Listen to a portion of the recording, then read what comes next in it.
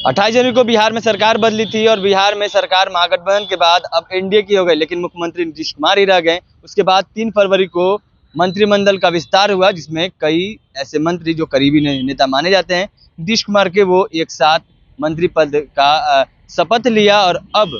जो मंत्रिमंडल का पूरा विस्तार होना था, बिहार में कई दिनों से लगातार ये चर्चाएं चल रही थी कि नीतीश कुमार ब्रिटेन के दौरे से वापस आएंगे तो मंत्रिमंडल का विस्तार होगा, लेकिन अब कहीं ना कहीं मंत्रिमंडल का विस्तार रुक गया है। और ये कयास लगाया जा रहा है जो लोकसभा की सीटों में जो बंटवारे में अटकलें आ रही हैं, उसको लेकर के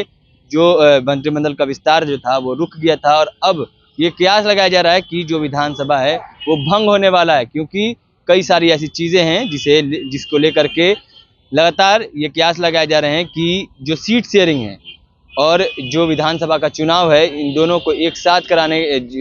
जो लोकसभा चुनाव है और विधानसभा चुनाव एक साथ कराने की मांग नीतीश कुमार लगातार कर रहे हैं, क्योंकि जो विधानसभा में नीतीश कुमार को कम सीटों का जो सामना करना पड़ता है, इसको लेकर के कई सारी अटकलें हैं। और नीतीश कुमार ये चाह रहे हैं कि लोकसभा का चुनाव और विधानसभा का चुनाव दोनों एक साथ हो जाए, जिसपे नीतीश कुमार ज़्यादा सीटों पर काबिज हो सके। लेकिन जो भाजपा है वो लगातार ये प्रयास में है कि नीतीश कुमार दोनों विधानसभा भंग ना करें और दोनों चुनाव, जो लोकसभा का चुनाव है और विधानसभा चुनाव है, दोनों एक साथ ना हो पाए। इसलिए क्योंकि लोकसभा में जब भी नीतीश कुमार बीजेपी के साथ लड़े हैं और विधानसभा का जब भी चुनाव आया है तब भी नीतीश कुमार महागठबंधन के साथ लड़े हैं चुनाव। ये काफ़ी दिनों से ये कयास लगाया जा रहा है कि नीतीश कुमार चाहते हैं कि विधानसभा और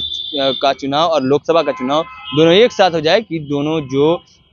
सीटें हैं वो एक साथ हमें मिल जाएं। वहीं आपको बता चलें कि आरजेडी और बीजेपी दोनों, जब लोकसभा चुनाव अलग हो जाएगा और विधानसभा चुनाव अलग हो जाएंगे तो आरजेडी और बीजेपी कई आमने सामने लड़ाई हो जाएगी और नीतीश कुमार को घंटा मिलेगा, यानी साफ तौर पे नीतीश कुमार को जो बलि का बकरा बन जाते हैं। और इसके लिए अब नीतीश कुमार कहीं ना कहीं जो मंत्रिमंडल का विस्तार है उसे रोकने के प्रयास में है। और ये कयास लगाया जा रहा है कि नीतीश कुमार मंत्रिमंडल का विस्तार के दौरान अब ये जो चीज़ें हैं,